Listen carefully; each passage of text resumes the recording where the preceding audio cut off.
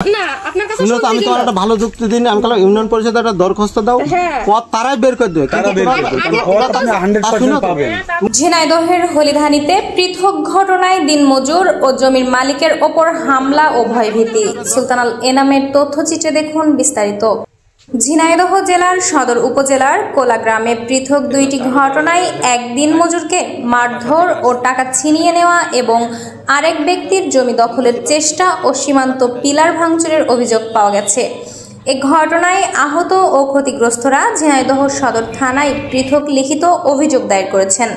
প্রথম অভিযোগে জানা যায়, কোলা গ্রামের দিনমজুর মানিক পিতা আব্দুল কুদ্দুস ঝিনাইদহ থানায় হাজির হয়ে অভিযোগ করেন যে গত 11 অক্টোবর 2025 তারিখ রাত 8:30টার দিকে তিনি মসজিদের কাঁচা রাস্তা দিয়ে যাওয়ার সময় গ্রামের জামায়াত নেতা আলম শেখ, এনামুল, জহুরুল ও দাউদ সর্বপিতা মৃত সাত্তার মুসল্লি তাকে গতিরোধ করে অকথ্য ভাষায় গালিগালাজ করতে থাকে। গালিগালাজ বন্ধ করতে বললে এলোপাতাড়ি কিল ঘুষি মেরে ফোলা ও বেদনাযুক্ত জখম করে এবং ধারালো অস্ত্র দিয়ে হত্যার ভয় দেখিয়ে তার নিকট থাকা কিস্তির 3000 টাকা ছিনিয়ে নেয়।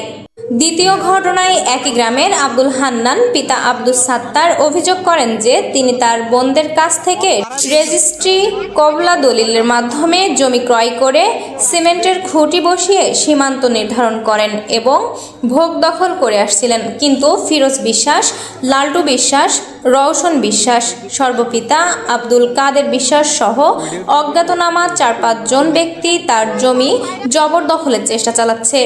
গত 11 অক্টোবর রাত 10টার দিকে বিবাদীরা দলবল নিয়ে তার জমিতে ঢুকে সীমান্ত পিলার ভাঙচুর শুরু করে।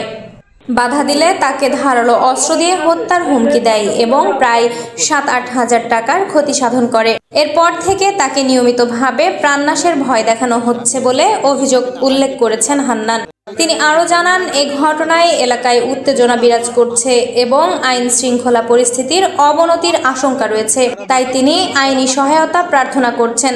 এ বিষয়ে ঝিনাইদহ সদর থানার ভারপ্রাপ্ত কর্মকর্তার সঙ্গে যোগাযোগের চেষ্টা করা হলে তিনি বলেন, লিখিত অভিযোগ পেয়েছি, বিষয়টি তদন্ত করে প্রয়োজনীয় আইনগত ব্যবস্থা নেওয়া হবে।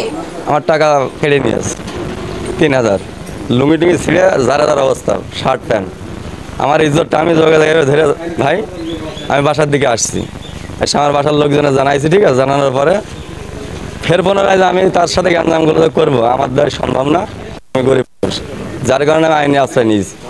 কালকে শনিবার রাত্রে ঘটনা, ঠিক আছে, রবিবার বেলা 10টার দিকে যে আমি থানাতে যেয়ে অভিযোগ দিয়েছি। অভিযোগের পরে আমার এই ঘটনা ওই পর্যায়ে আছে, আমি আর কিছু জানতে পারি নাই, কারণ আমার তো আর কেউ নাই। তারপর রাত্রে দিনে সব হুমকি দেওয়া হচ্ছে আলম ভাবো ওখানে কিস্তালা আসবে। ঠিক আছে, আজকে সেই সোমবার, আজকে উনি আবার এসে কিস্তালা আমার বাসায়, তো আমি দিতে পারি না কিস্তি। একটা কিস্তি দিয়েছি 800 টাকা, আমার দেওয়ার। আমি আব্দুল হান্নান, আমি এখন দুবাই প্রবাসী। আমি বাড়িতে আসে এই 1 মাস হলো। আমি এই জমিটা কিনছিলাম বোনেদের অংশ, কেনার পরে আমার জমিটা খালি পড়ে থাকে, তো আমি ভাবছি যে জমিটা সীমানা পিলার করে এখানে কিছু গাছগাছালি লাগাবো। আমি সীমানার পিলার ওদিন পোতার পরে আমার এই ফুফাতো ভাইরা, তাদের এই রাস্তা ছিল, আমি 4 ফুট রাস্তা সাইডে থুয়েছি। সাইডে থোয়ার পরে তারা জোর করে আসে ওই রাত্রি তার লোকজন নিয়ে এসে আমার এই পিলার টিলার ভাঙে তুলে তারা আমার দা নিয়ে এসে আমার মারার জন্য ওই রাত্রে আমার বাড়ি আক্রমণ করেছে। কেন করলো আমি তাদের বলেছি 4 ফুট রাস্তা দিয়েছি, এরপরে যদি লাগে পাশে যে আইল আছে তার সাথে কথাবার্তা বলে তারা হলো আমার পথ বের করে নেয়। কিন্তু তারা কেন আমার সাথে এগুলো করলো আমি একটা প্রতিকার চাই। 1 নম্বর হলো ফিরোজ, লালটু, রওশন, এরা 3 জন মিলে ওই দিন রাত্রে আমার বাড়ি যায়। আমার সিসি ক্যামেরার ফুটেজ আছে। তারা আমার বাড়ি থেকে ডেকে বলে বাইরে আসো, কথা আছে। তা আমি বুঝতে পেরে বাইরে না যাওয়াই পরে তারা লোকজন থেকে জকার মেরে এসে দাটা নিয়ে এসে এগুলো ভেঙে ছিঁড়ে এবং পিলার তুলে তারা এই করে ঠিক গেছে।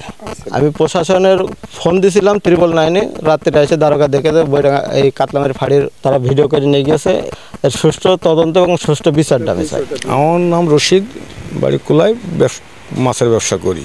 এখন আমি বাড়ির থেকে বেরিয়ে সিগারেট ফুরিয়ে গেছে, তার সিগারেট আনার জন্য ওদেরই ওই ভাইয়ের দোকানে সিগারেট আনতে গেলাম রাত্রি 8টা বাজেনি, তখন 7:30 বাজে হয়তো, সন্ধ্যে 7:30 বাজে। তখন আমি সিগারেট আনতে যাই, ওখানে সিগারেট নিয়ে চলে আসছি। তাই এর মধ্যে দেখছি মানিক ওদের বাড়ির এমনিতে আসছে, এসে আবার ওই জায়গায় আমি দাঁড়িয়ে রয়েছি, তো আবার ওখানে আসলো সিগারেট।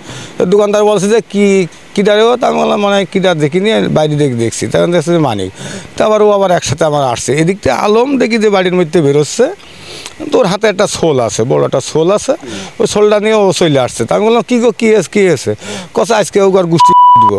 তা এই কথা কয়ে ও বাড়ি থেকে বেরিয়ে যাচ্ছে। আমি বললাম কোনো গন্ডল ঝগড়াঝাটি না করে কোনো যার জায়গায় শেষে বাড়ি চলে দাও, ঝগড়াঝাটির দরকার নেই। তো ওই সময় ওর মানিক আবার আমার কাছে দাঁড়িয়ে দিয়েছে। তখন কষে তুই যে খড়ি নিয়ে গেলি, খড়ি কি তোর বাপের খড়ি নিয়ে গেলি, খড়ি নিয়ে গেলি কার হুকুমি, তোর বাপের খড়ি নিয়ে গেছিস নাকি, এই বলে ওর সাথে কেওয়ার শুরু হয়ে গেল।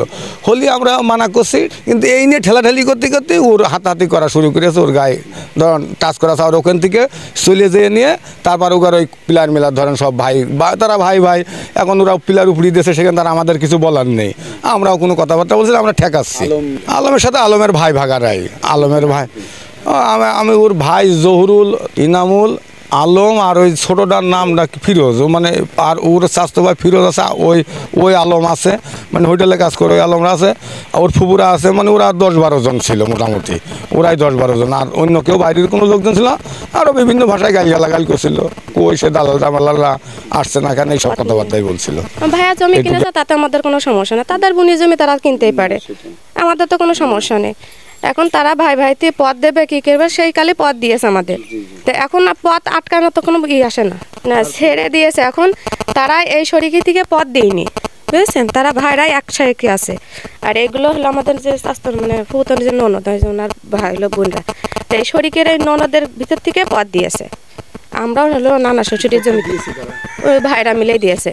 সেই সময় দিয়েছিল যে বোনগের জমির পথে পথ দিয়ে দিছে, ভাইগের জমির পথে কোনো পথ হবে না। তো এখন ভাই ওই যে ওই কল থেকে তো আসতে পারবে না ভ্যান, তো ভ্যানটা তো আসবেই তো ওই কল থেকে। পরশুদিন রাত্রে আমি তো ওইদিকে যাইনি, ওই মানে আমার স্বামী গেছিলো ওনার কাছে শুনতে, আমাদের ফ্যামিলিরা শুনতে গেছিলো, শুনতে পরে দেখছে ওই জায়গার হচ্ছে, ওই জায়গার আসলে তখন এই যে আমাদের ওই ভাই ওনার ভাইটা এরা সব মিলে ওই পোল তুলে দিয়েছে।